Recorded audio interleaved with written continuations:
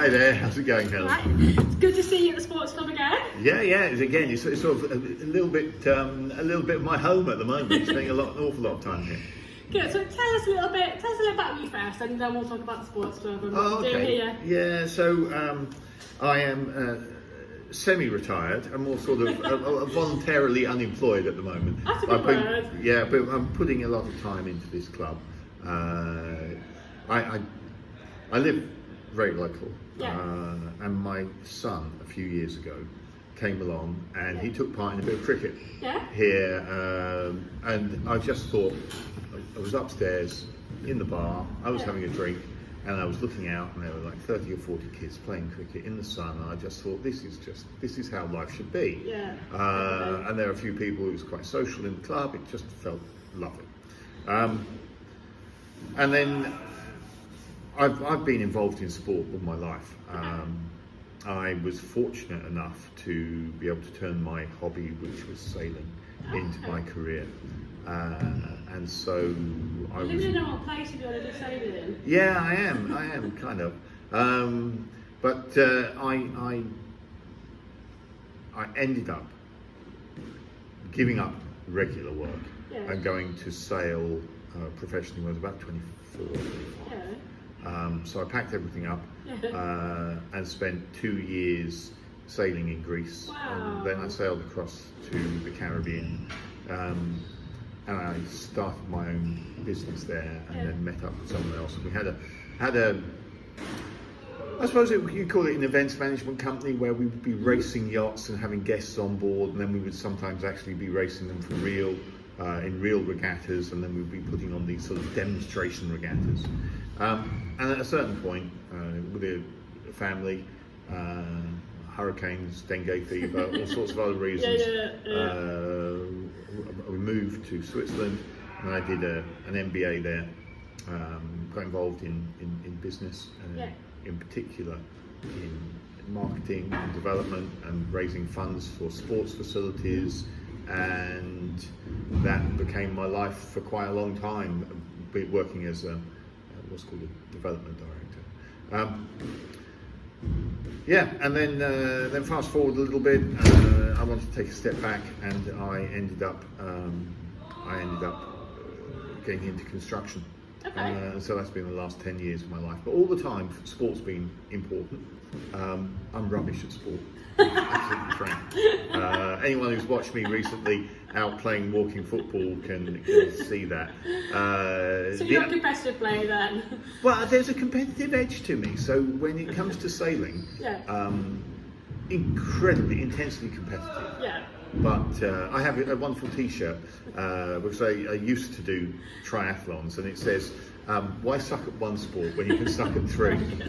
So, I tried to keep doing stuff, and so I did park runs and play a little bit of squash and table tennis here, and walking football, and I go running occasionally, and still try and cycle, and so that's not sport. Multi-sports. And the vision here at the club is very definitely multi-sport. You know. So why here and why Market Drayton? I came here. I was living in Switzerland. It sounds absolutely idyllic. I could ski to my front door. Wow. And came here because my partner was here. We got married. We had children. And so this was. We tried to move away. I tried to move away back down south to where I'm originally from. But the draw of this place is too much. I honestly believe Market Drayton is an absolutely fantastic place to live. Yeah, me too. It's got a little bit of everything.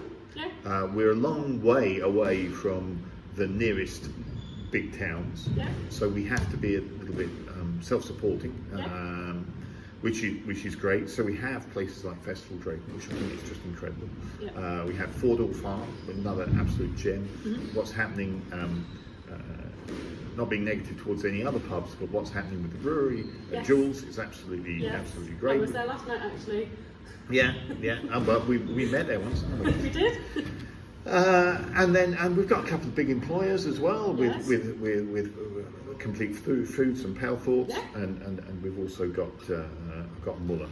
There's a bit of food and drink theme then going on. There is a bit here, you know, Spice Festival and all that. Yeah. But so yeah, I've always wanted to put stuff back into the community.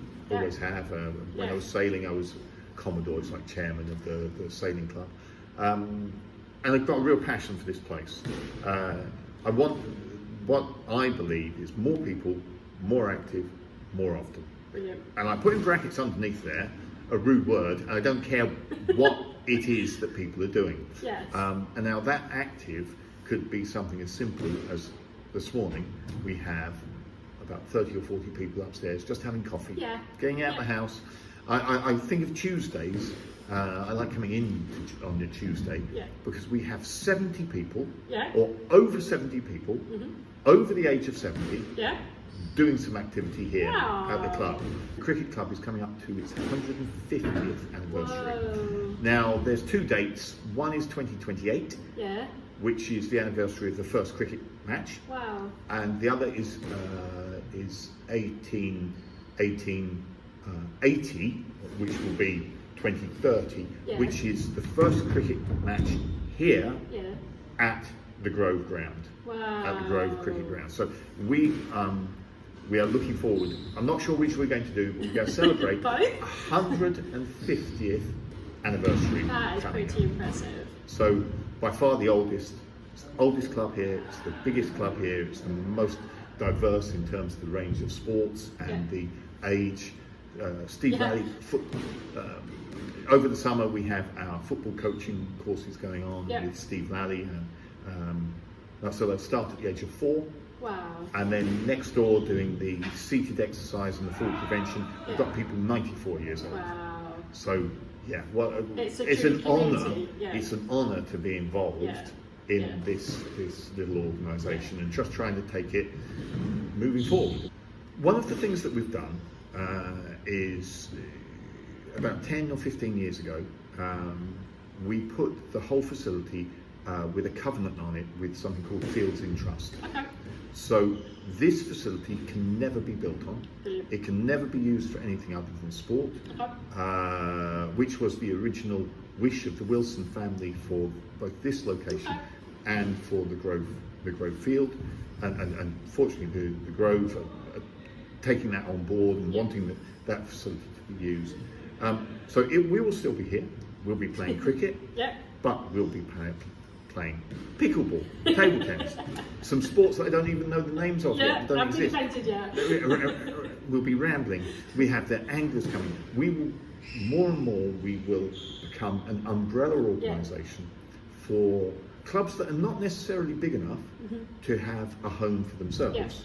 So even though we don't play netball here, netball have their meetings here. Okay. So they have their AGM and they will have their board meetings here. Sports that don't actually need much of this facility, but they still come here to park the car, use the toilets and go for a run. I see the fact that we are right in the middle of town. Right next to 2 schools. So kids, it takes less than 5 minutes to walk from Longlands or from the Grove to here. And as you said, quite rightly, the people that you speak to will be saying, I spent my childhood here. Yeah, they do. And what I want to make sure of in the future is, well, not just that they stay, but the kids from today say that we spent our youth here. Because actually, if you look back over the last 20 years, youngsters taking part in sport, both within school and out of school, has declined, and it's often polarised towards 1 or 2 sports, rather than before. You know, we would have more people playing cricket. We were national champions at table tennis. Wow. So we're bringing table tennis back with the help of the Grove School and with us. So broadening out so that more people can find a sport that's actually accessible to them.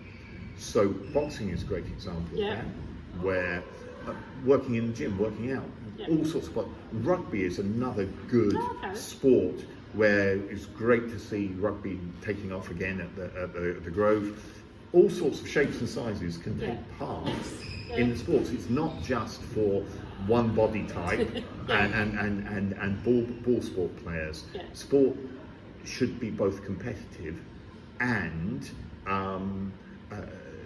just from a participation point, just from the joy of it. Yeah. And so reaching the people who don't normally play sport, having people play sports like pickleball.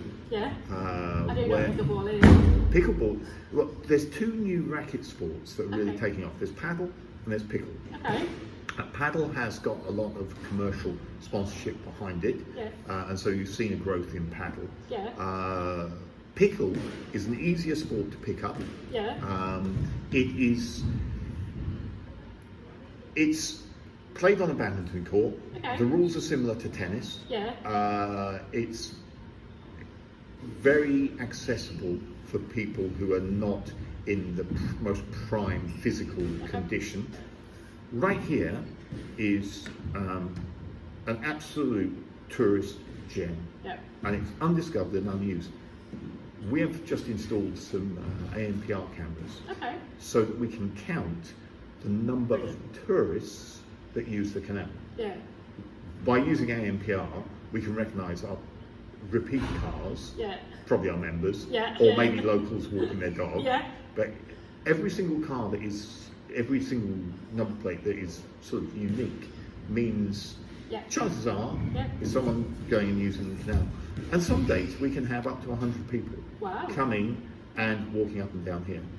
So in terms of the development of Market Drayton and tourism, right here, this kind of hub of the sports club, the Chandler across the road, and the fact that we've got this wonderful stretch of canal for people walking on, it's something that I feel that we need to expand the possibilities here. I think you're definitely right. I think it's a great way for tourism, it's a great way for visitors, and it's a great way for people to experience Market Drayton. It is. And that's your phone music. That is my phone. Because you're a very busy person, Paul. Yeah, I will turn it off. We're just about finished now anyway, but thank you, Paul, for giving me your time. Share about No, stuff. and best of luck with everything that you're doing. I mean, I think I moved away from Market Drayton, had to come back. I think it is an amazing town. It's got so many possibilities. I do feel that it's been a little bit neglected by Shropshire Council. We're not seen. It doesn't feel like we're a priority. I'm pretty certain that that's going to change. We will do our best. Yeah. We need this town to thrive. Yeah, we do. That we do. Okay. Thank you so much, Paul. You take care. Bye. Bye.